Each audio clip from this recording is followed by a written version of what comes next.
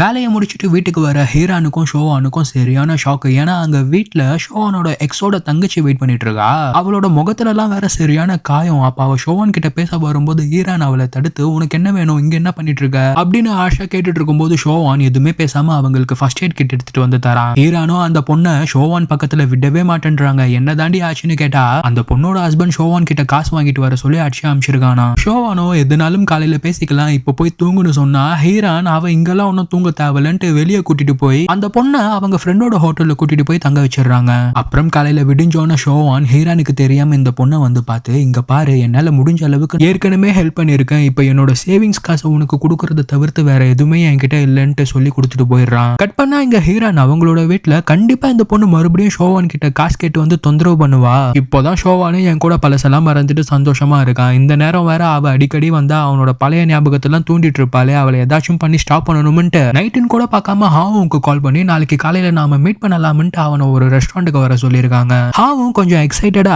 ஹீரான் அவனுக்கு லவ் தான் சொல்ல போறாங்கன்னு நினைச்சு சீக்கிரமா வந்து வெயிட் பண்ணிட்டு இருக்கான். அப்ப ஹீரான் அங்க வந்து, ஹாவும் நீ எனக்கு ஒரு பெரிய ஹெல்ப் பண்ணணும்டா, இதை என்னால என் அம்மா கிட்ட கூட கேட்க முடியாது, ஏன் எதுக்குன்னு கேட்பாங்க, நீ தான் கண்டிப்பா பண்ணணும்ட்டு எனக்கு அர்ஜென்ட்டா ஒரு 10 லட்சம் ரூபாய் தேவைப்படுதுன்றாங்க. அதை கேட்கிற ஹாவும், 10 லட்சமா, என்னடி அவ்வளவு அசால்ட்டா கேட்கிற, அவ்வளவு காசை வச்சு நீ என்ன பண்ண போற, எதுக்கு உனக்கு அப்படி இப்படின்றான். உடனே ஹீரானோ, டே என்னோட அம்மா தான் இப்படி கேள்வி கேட்டு சாவடிப்பாங்கன்னு உங்ககிட்ட வந்து கேட்டா நீயும் ஏன்டா என்ன ஒரு ஃப்ரெண்டா நினைச்சு இந்த ஹெல்ப் பண்ணு. ஆகும் என்னால உடனே திரும்பி கொடுக்க முடியாது, ஆனா கண்டிப்பா ஒரு நாள் திரும்பி கொடுத்துருவேன்றாங்க. அப்ப ஆகும், சின்ன வயசுல இருந்து நீ கேட்டு ஏதாச்சும் நான் இல்லைன்னு சொல்லியிருக்கேன் ஹீரான், இந்த வச்சுக்கோன்ட்டு அவனோட கார்டு எடுத்து கொடுத்துட்றான். அதை எடுத்துக்கிட்டு இதை அட்வான்டேஜா வச்சு லவ் கிவ்னு சுத்திட்டு இருக்காத ஆகும், நம்ம எப்பவுமே ஃப்ரெண்ட்ஸ் தானே சொல்லி வெளியே வந்து அந்த பொண்ணுக்கு கால் பண்ணி இந்த காசை கொடுத்துடலாம்னு பார்த்தா ஹீரான் திடீர்னு அன்கான்சியஸா மயக்கம் போடுற மாதிரி இருக்காங்க.